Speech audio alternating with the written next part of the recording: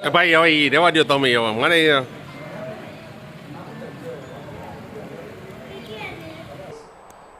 જામનગર જિલ્લાના કાલાવાડ ટાઉન વિસ્તારની અંદર જીઈબી દ્વારા વીજ બિલની ઉઘરાણી કરવા માટે જતાં એક સ્વીટ પાન નામની દુકાનની અંદર ગયેલ, જ્યાં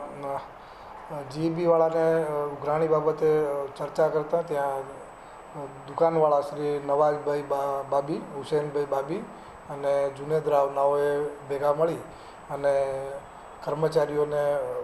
ડીકાપાટનો માર મારેલ અને છૂટી